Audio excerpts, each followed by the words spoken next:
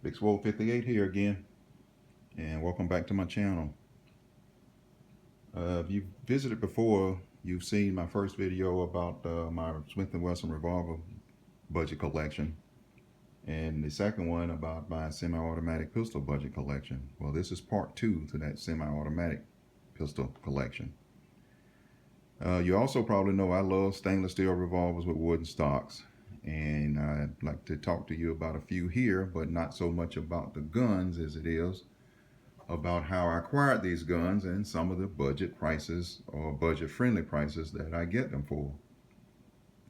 Now, I know budget is relative to whatever your financial means are, but regardless of that, I try to buy below market prices, and I look long, patiently, and everywhere. I leave no stone unturned, and I've been able to acquire some really nice firearms at some really nice budget friendly prices, and I'd like to show you four of those here today. Now, starting here, this is a pistol that maybe some of you are familiar with, some of you may not. And by the way, all of these guns have been cleared and safety checked. This is a Smith & Wesson Model 4506. This is the first generation of this model. If it looks familiar to you, this is the gun that I think Kevin Chiklis carried on that TV series The Shield. Anyway, it's a beautiful gun. It's a great shooting gun. It kind of reminds you first off of a 1911, but it's not. It's chambered in 45 ACP. It has a 8-shot magazine capacity. Now it comes with a pair of black Smith & Wesson, I think they call them Xenoid grips. They're just like a hard textured plastic, but they're very narrow, very thin, and they just don't fit my hand very well. So I opted to put a pair of aftermarket Hogues on here, hardwood, and as you can tell, I refinished them. Hogue makes a great pair of wooden grips, but they didn't quite have the finish on them that I like. And I kind of polished up the gun a little bit, not a lot. Wasn't trying to get a mirror finish or nothing, just kind of wanted to clean it up a little bit. Anyway, and I refinished the grips. This is a true oil finish, and they turned out beautifully. But anyway, what I want to talk about is this gun. Now, I didn't get a great deal on this gun, and I know I didn't, but I wanted it. And the good part is I bought the gun from its original owner, and unfortunately he didn't have any paperwork with it, but he did have the case. And he called me later, like months later, and told me he found the paperwork, and he sent that to me. So what I have now is I have a beautiful gun, which I love and love to shoot, and all of the accompanying paperwork and cases. And this gun came with 3 magazines. No, it came with 2 magazines. I bought a third, but it's a beautiful gun. It's a Smith & Wesson Model 4506. Now they have a second generation of this gun, and they changed it because they got rid of the step off the frame and they rounded the trigger guard. But it's a fantastic, fantastic gun.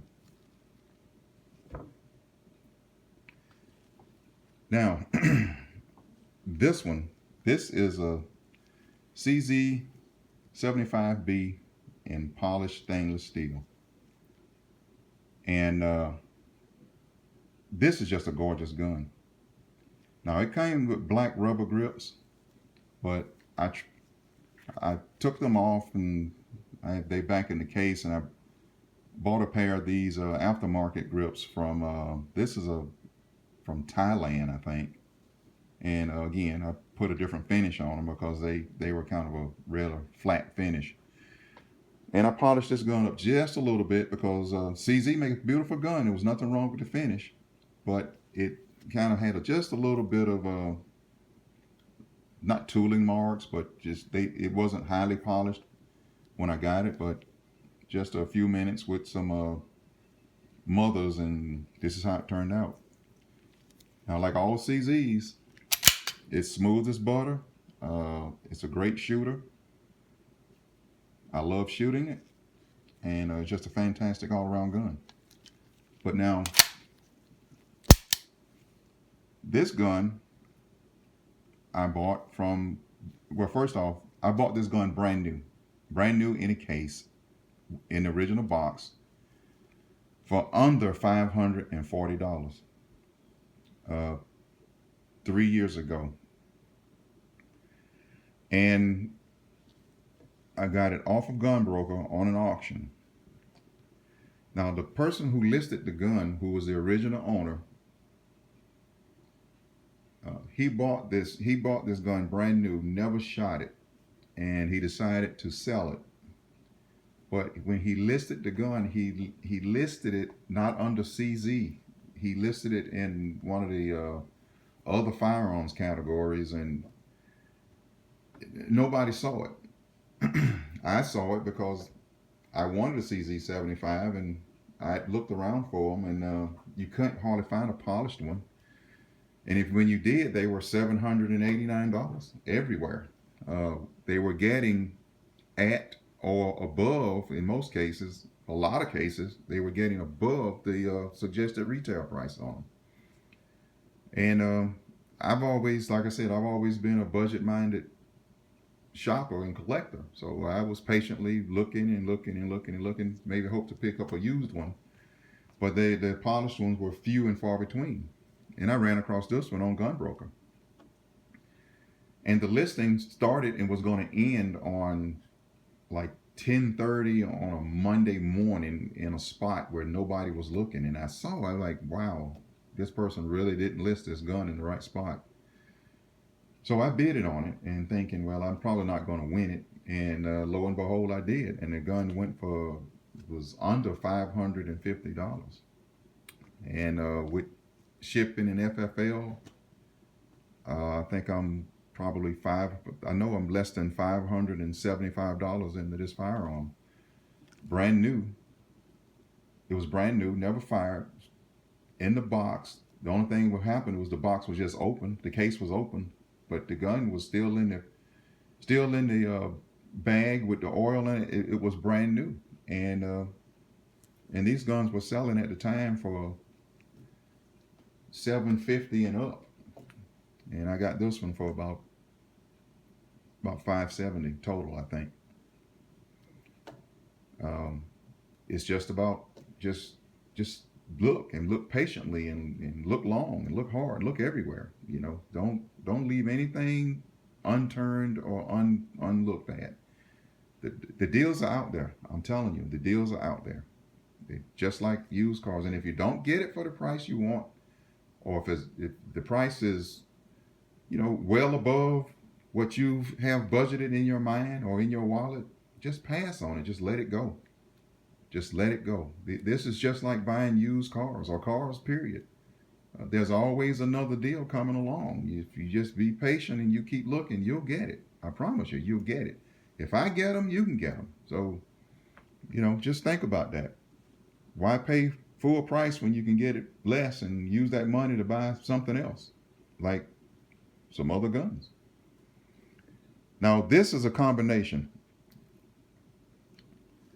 This is a Taurus. This is the PT92 AFS. Polished stainless.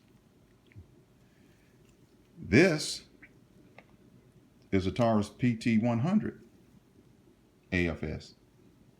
This one's chambered in 40,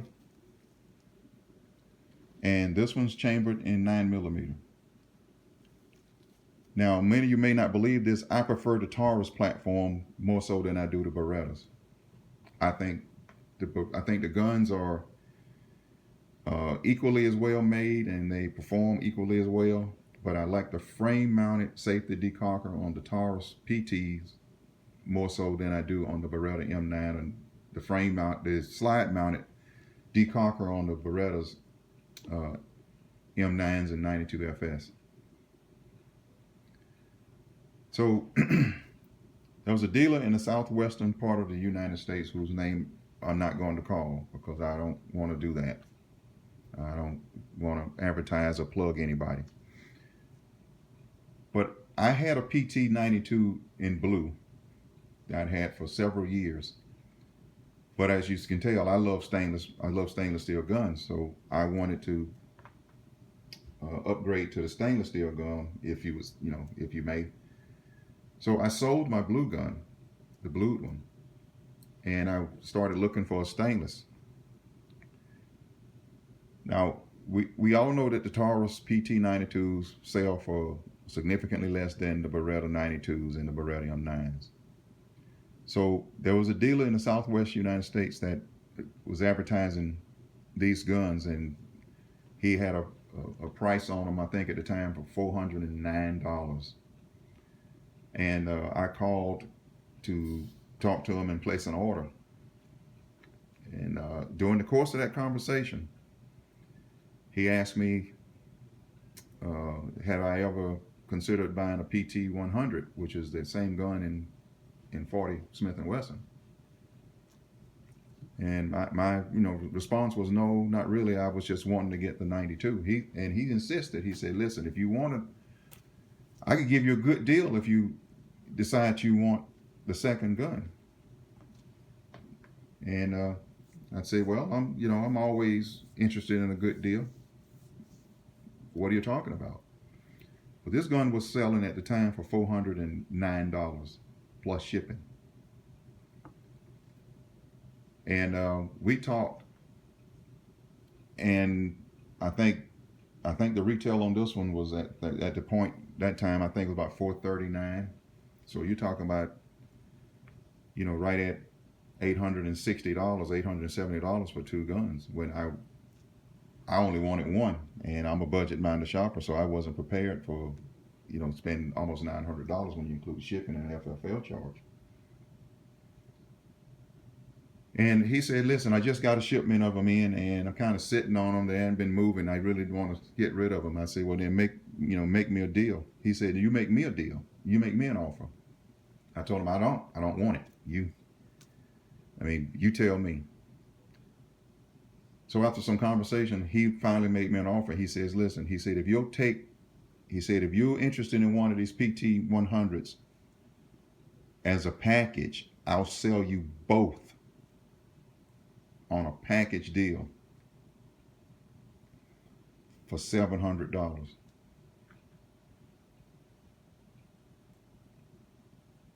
And he shipped them for no charge. Now that's a deal I couldn't pass up. Now it turns out that I love shooting this gun as much as I love shooting the 40 as much as I do the 9. Now I'm a fan of the 40 Smith & Wesson, so maybe that's got a lot to do with it. I know a lot of people aren't, because they say that's a snappy round. But this gun kind of tames that snappiness a lot more than a 40 Smith & Wesson in a polymer gun, because it has a little bit more heft to it than most polymer pistols. But again, I got both these guns for $700. Now I'm not saying that's not like a hell of a deal, but it really is, because if they're both selling for over $400 and I got them both for $700, that's less than $300. That's $350 each with no shipping. So, what I'm saying is, a lot of times it is, if you're buying something even online, don't always be so fast to just do it electronically. Call and talk to people, because sometimes they're sitting on stuff that they'll let you have at a price that you wouldn't believe if you just talk to someone. It's not, I know sometimes it's a nuisance to get somebody on the line, and it's so convenient to just make your buy and your purchase just by using the online forms and entering your credit card, and it's on the way. But conversations with people go a long way. Now, some of the finest people I ever met in my life were people that I've met in the gun community since I started collecting firearms and he'll become an avid firearm owner. And a lot of them are willing to help you to get a lot of things. Everybody's not out there trying to trying to rape your wallet. Sometimes people have a lot of things that they're just trying to move, and I'm talking about retailers as well. So sometimes it's just putting yourself in the right spot at the right time to get that great deal. And sometimes it's looking in places that other people aren't looking to find that great deal. But either way, there's a lot of fantastic buys out there. And sometimes you may not even be something you're interested in at the time, but if the deal is great, you can see yourself owning it, and you may enjoy it once you get it. Uh, Things go on sale all the time, whether it's guns or ammo or anything else that's sold in this country. And just like most sales, usually the first person there gets the best deal. And it's the same thing when you're talking about firearms. So anyway, if you're looking for some great deals, hey, look long, look hard, but look patiently, and you can get some. Well, listen, I appreciate you watching this video. I hope it was enjoyable and informative. If so, please click my like, share, and or subscribe button. And as always, I appreciate any comments you may leave, and I don't mind criticisms as long as they're constructive. That's how I learn, grow, and improve.